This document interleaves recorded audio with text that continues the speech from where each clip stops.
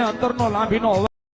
આમ ગમે ને ઉભા રહી મોળો હાથ કરે મોળો અવાજ સાંભળે ને મારી ભગવતી ચામુંડા આવે આવે ને આવે પણ ભગવતી ને અંતરનો લાંભીનો અવાજ હોય ભગવતી જોગ માજા માં સાંભળી જાય એટલા માટે